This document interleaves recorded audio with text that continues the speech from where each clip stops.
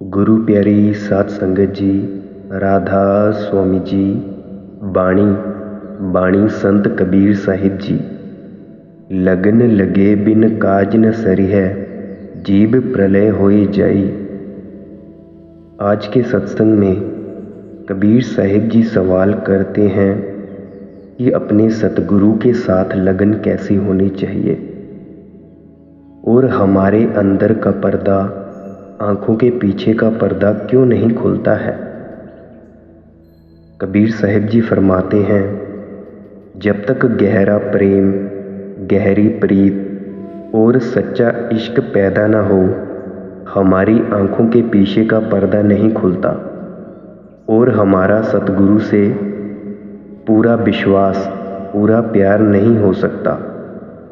जैसे पपीहा प्यास बूंद का, पिया पिया रटी लाई, प्यासे प्राण तलफ दिन राती, और नीर ना भाई। कबीर साहिब जी कहते हैं, अगर हमारी आंखों के पीछे का पर्दा ना खुला तो जन्म बर्बाद हो गया। जिस तरह अगर तालिब इल्म मेहनत करके पास ना हो तो कितना अफसोस होता है। कहते हैं कि जिस तरह पपीहा केवल बारिश का पानी पीता है, हजारों दरिया, कुएं, तालाब, नहरें भरी रहें लेकिन वह उनका पानी नहीं पिएगा। अगर बारिश न हो तो वह प्यासा तड़पता रहेगा, मर जाएगा, मगर बाहर का पानी कभी नहीं पिएगा क्योंकि उसकी कौम को लाज आती है। इसी तरह जो प्रेमी सत्संगी हैं उसे बादशाहत मिले, अच्छे अच्छे भोग और दूसरे सामान मिले, मगर वह गुरु को छोड़कर और कहीं जाएगा ही नहीं। जो सच्चा आशिक है वह गुरु के सिवाय और किसी से प्यार करेगा ही नहीं। माँ बाप, बेटे बेटियाँ सब कुछ हैं, मगर जो दिली प्यार है वह गुरु के साथ ही है। जिस तरह जब किसी पतिव्रता स्त्री का पति गुजर जाता है, वह उसके साथ सती हो जाती है। चिता पर पहुंचकर अपने पति का सिर गोद में रख लेती है, दूसरे लोग उसे आग लगा देते हैं। अगर वह आग से डरकर भाग जाती तो परिवार वाले उसे अपने घर नहीं रखते थे, बल्कि जो उत्तम पतिव्रता होती थी उनकी जान पति की मौत से पहले ही निकल जाती थी। गुरु प्यारी साध संगत जी, कबीर साहिब ने केवल उदाहरण के रूप में सती प्रथा का उल्लेख किया है जो उस समय में प्रचलित थी। इसीलिए यह नहीं समझ लेना चाहिए कि वे या संत मत इस प्रथा के समर्थक हैं। जैसे मिर्गा शब्द स्नेही, शब्द सुनन को जाई, शब्द सुने ओ प्राण दान दे, तनिको नाही डेराई। कबीर साहिब जी पपीहे का प्यार बयान करके मृग का प्यार बयान करते हैं। कहते हैं कि शिकारी जंगल में जाकर एक किस्म का बाजा बजाते हैं। मृग उस पर आशिक होकर अपना सिर शिकारी के घुटनों पर रख देता है और अपनी जान दे देता है। वह अपनी जान की जरा भी परवाह नहीं करता। हालांकि मृग आदमी के नज़दीक नहीं जाता और फिर शिकारियों के, लेकिन बाजे पर मस्त होकर उस पर मुंह रख देता है और अपनी जान दे देता है।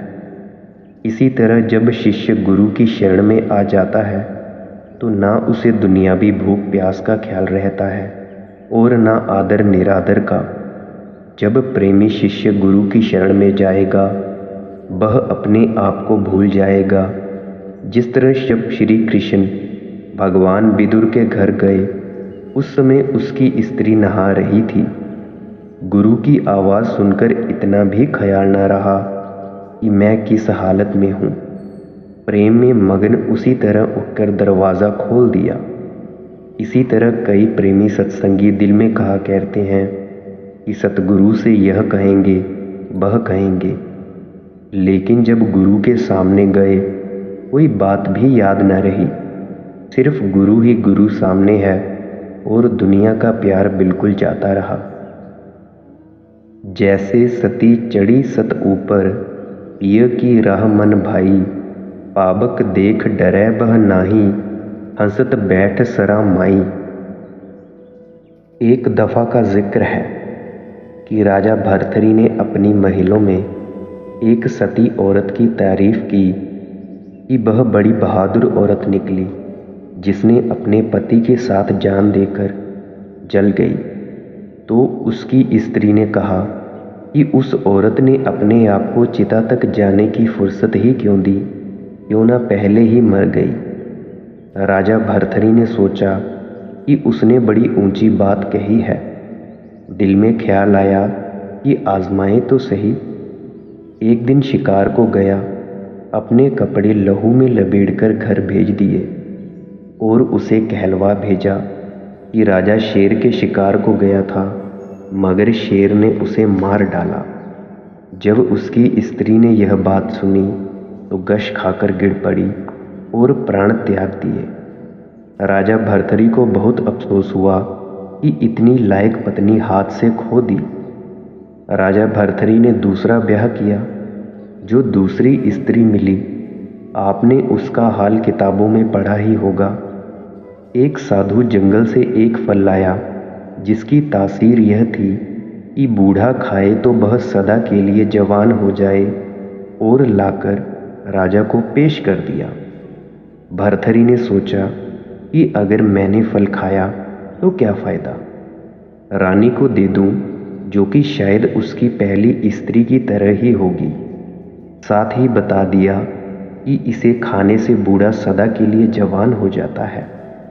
उस रानी का प्यार कोतवाल के साथ था, इसीलिए उसने खुद खाने के बजाय अपने मित्र को दे दिया कि वह सदा के लिए जवान हो जाए। रब की करनी, उस कोतवाल की दोस्ती एक वेश्या के साथ थी। इस तरह वही फल वेश्या के साथ जा पहुंचा।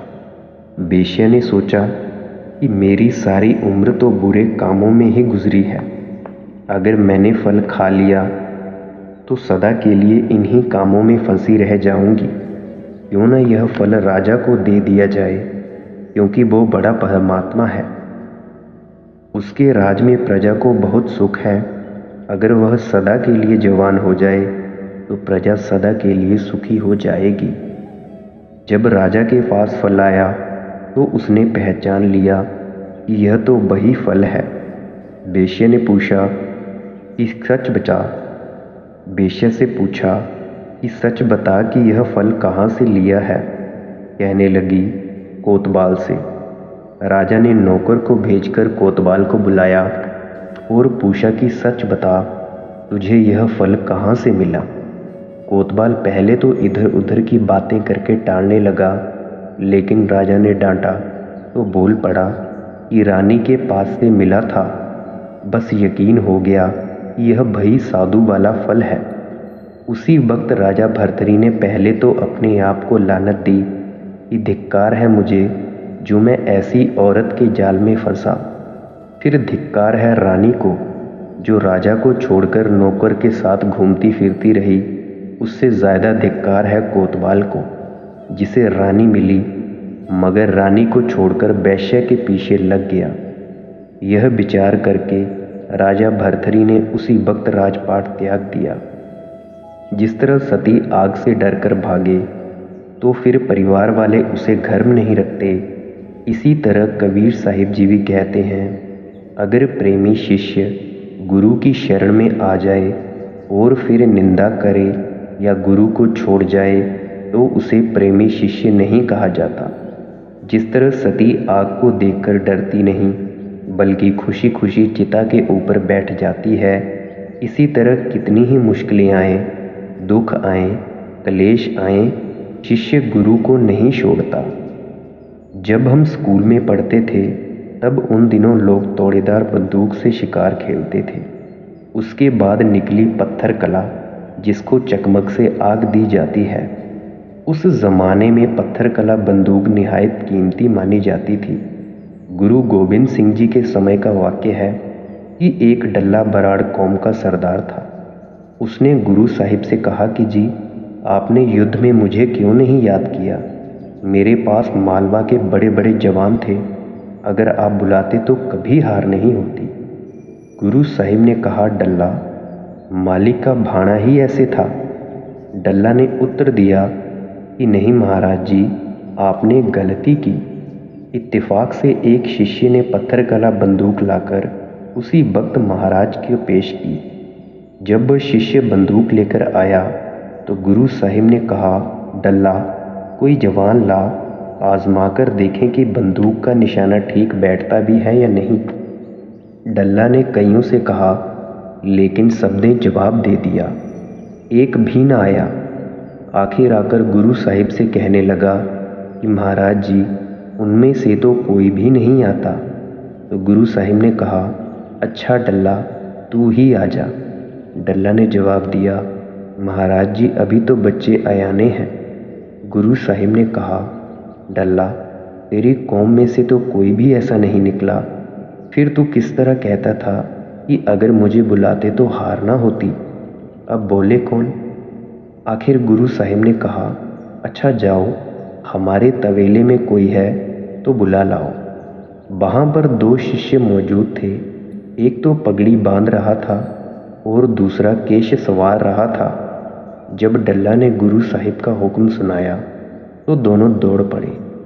एक के केश खुले थे और दूसरे की पगड़ी लटकती चली आ रही थी। भागकर आने के कारण सांस चढ़ा हुआ था। अब एक तो कहता है कि जी महाराज, इसके बिना घोड़े ठीक नहीं रहेंगे, इसीलिए मुझे निशाना बनाओ। दूसरा कहता है कि नहीं महाराज जी, इसने चमकौर के युद्ध में बहुत काम किया था, इसीलिए मुझे निशाना बनाओ। दोनों में झगड़ा हो गया। आखिर गुरु साहिब ने कहा, अच्छा भाई, तुम दोनों ही खड़े हो जाओ, हम बारी बारी दोनों पर निशाना लगाएंगे। जब खड़े हो गए तो गुरु साहिब ने निशाना साधा। अब एक ने देकर धक्का दूसरे को आगे से हटा दिया और खुद आगे हो गया। गुरु साहिब को मारना तो क्या था, गोली दोनों के सिर के ऊपर से निकाल दी और डल्ला से कहा, देख, इसका नाम है शिष्य, यह शिष्यता है, इसको प्यार कहते हैं। हर एक यही कहता है कि शुक्र है अगर गुरु साहिब मुझे शूट कर दे।